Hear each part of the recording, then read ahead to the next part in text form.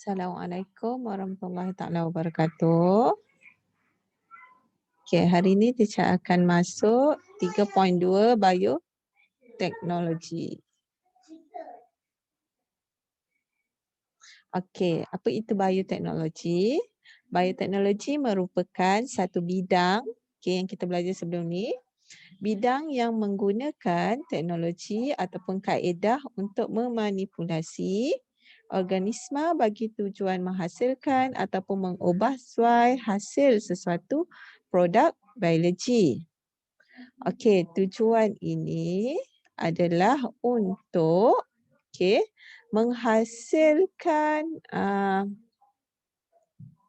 menghasilkan satu keluaran ternakan ataupun tanaman yang bermutu tinggi. Okey, sekaligus membangunkan teknologi sains kepada lebih majulah untuk tujuan-tujuan yang khusus. Okey, bidang bioteknologi telah dipecahkan mengikut kepentingan. Okey, ini adalah kepentingan yang ada. Okey, kepentingan yang pertama, kalau ini dalam buku teks, ini yang teacher ambil daripada internet. Okey, perindustrian yang berasaskan bioorganisma, warna biru. Tengok pada gambar. Okey, merah adalah tentang perubatan dan kesihatan manusia. So ini merah dan pink. Kalau biru ni, ini tadi putih, latar dia putih. Untuk mikroorganisma ni latarnya putih. Kenapa organisma? Sebab organisma banyak digunakan untuk industri, white biotech. Untuk biru adalah yang melibatkan marine, laut, sama ada ikan ataupun sumber air. Okey, alam sekitar. Alam sekitar. Okey, alam sekitar ini hijau, agriculture ataupun farming application. Okey, undang-undang etika melibatkan warna purple. Makanan melibatkan warna kuning, food processing and nutrition. Hitam, dark biotech adalah untuk bioterrorism, perang biologi ataupun apa kita panggil yang bom biologi tu. Okey, gold adalah untuk bioinformatik ataupun sains komputer melibatkan data. Okey, brown bioteknologi melibatkan kawasan yang digurun ataupun kawasan kering. Okey, seterusnya aplikasi biotek dalam kehidupan. Kita tengok kepada yang pertama ialah terapi jin. Terapi jin digunakan untuk merawat ataupun mencegah sesuatu penyakit genetik. Okey, untuk bab yang sebelum ni kamu dah belajar beberapa jenis penyakit genetik. So terapi jin tu dia nak mengubah suai ataupun bagaimana dia mengubah suai jin itu ialah dia mengenal pasti kawasan jin yang abnormal. Lepas tu dia menggunakan jin yang normal menggantikan kawasan yang abnormal tersebut supaya sel dapat berfungsi dengan normal. Antara penyakit-penyakit yang boleh dirawat dengan terapi jin adalah cystic fibrosis, distrofi otot dan beberapa jenis kanser. Okey, bidang yang kedua adalah pemprofilan DNA. Pemprofilan DNA adalah teknik forensik yang digunakan untuk mengenal pasti individu berdasarkan DNA. So macam kita tengok dalam cerita FBI semua tu, bagaimana dia menggunakan DNA untuk mengenal pasti siapa orang tu. Okay, kerana DNA ini adalah unik bagi setiap orang. So kita manusia mempunyai set DNA kita yang tersendiri yang mana terdapat pada seluruh sel kita. So apabila berlaku jenayah tu, sampel DNA yang tertinggal di tempat kejadian seperti darah, air mani ataupun kulit boleh digunakan untuk mengenal pasti seseorang individu tersebut. Okey. Profilan DNA dapat digunakan untuk mengenal pasti penjenayah, menyelesaikan pertikaian identiti ibu bapa kepada seseorang anak itu, mengesan penyakit genetik pun boleh, menguji keserasian penderma organ dan juga penerima. So, kalau ini antara bio dengan undang-undang, kenapa boleh digunakan sebagai bukti yang kukuh? Okey, apabila sampel DNA dan diambil dan diurus dengan betul dan jujur, okey, bila kita uji sampel tersebut dan kita menganalisis data, maka keputusan ujian itu boleh digunakan sebagai bukti yang kukuh dalam undang-undang. Okey, bagaimana dia lakukan? Yang pertama, sampel air air mani, darah ataupun kulit diambil daripada tempat kejadian. Okay, DNA itu dimasukkan, kalau ini contoh darah, dia akan dimasukkan, dia melalui proses penulinan DNA. Dia menulinkan DNA untuk dapatkan DNA sahaja. So, enzim pembatasan akan potong DNA ini kepada fragmen yang berbeza. Saiz.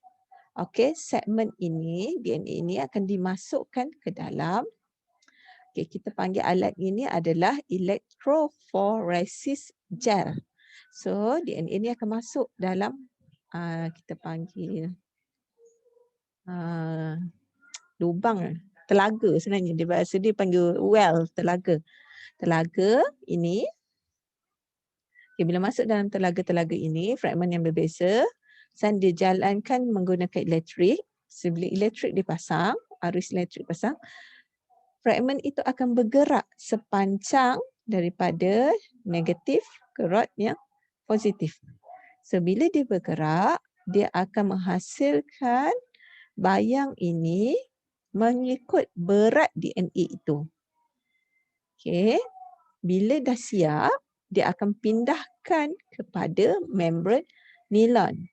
So, bila dia dah pindahkan kepada membran nilon, dia akan tambahkan probe radioaktif kepada membran ini supaya dapat dibaca menggunakan filem X-ray.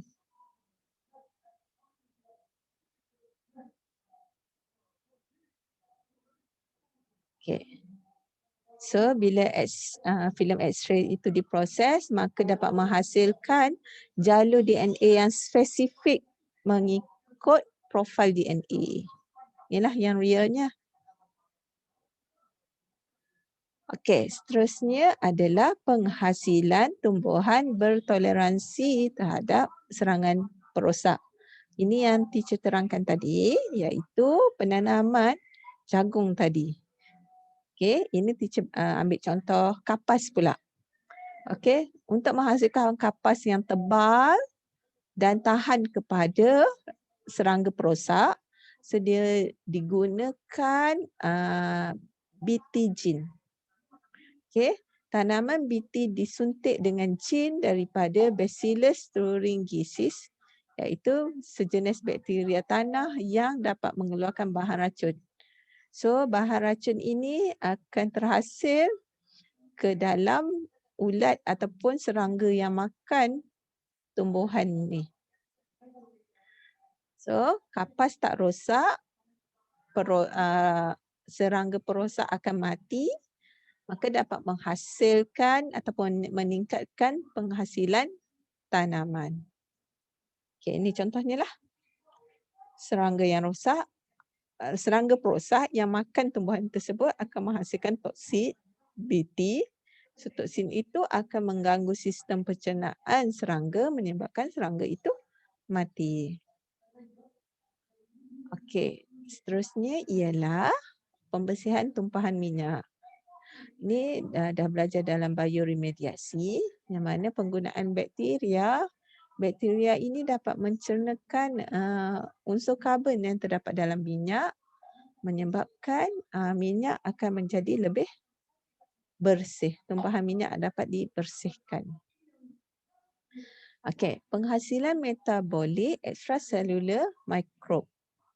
Okey, ini bermaksud sebarang bahan yang dihasilkan secara semula jadi oleh bakteria, mikroorganisma, tapi benda itu bahan-bahan kimia itu dapat digunakan oleh manusia. So, industri akan menggunakan bakteria untuk menghasilkan bahan kimia yang penting seperti etanol, asid sitrik, lysin, vitamin, penicillin, gabrilin, supaya bahan-bahan ini dapat digunakan oleh manusia. So dia akan ubah suai protein recombinant dan dibiakkan dalam banyak-banyak bakteria. So bila dah siap, dia akan ekstrak dan dapat dimurnikan, dapat digunakan oleh manusia. Okey, bidang nanobiotechnology adalah gabungan antara bioteknologi dan nanoscience. Okey, melibatkan kajian biomolekul daripada sel seperti protein dan asid nukleik untuk menghasilkan struktur nano yang berfungsi. Okey, bidang ini masih baru dan mempunyai aplikasi yang sangat luas, termasuklah dalam implan perubatan, substrat silikon, mikroelektronik, biosensor, peralatan diagnostik, partikel penghantaran ubat, transducer, amplifier, nanomekanik dan pengkomputeran. Okay, seterusnya bidang bioinformatik. Dia adalah gabungan antara bidang biologi, sains komputer dan teknologi maklumat.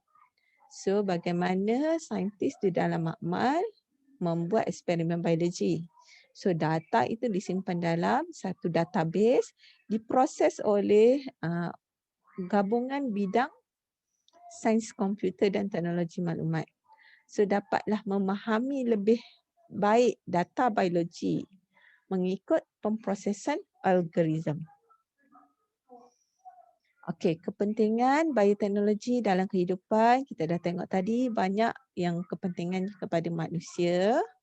Okey, ini adalah bidang-bidang yang boleh dilihat dalam buku teks kamu bagaimana dia memberi kebaikan atau sumbangan kepada bidang pertanian, bidang perubatan, forensik dan alam sekitar.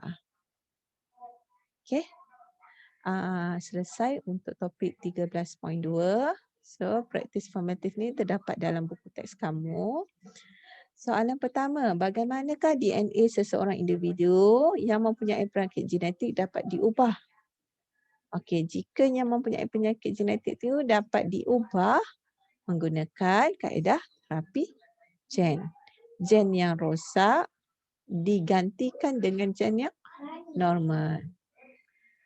2, berikan 2 faedah bioteknologi dalam kehidupan. Okey, soalan ini besar sangat. 2 contoh kamu boleh rujuk dalam buku teks.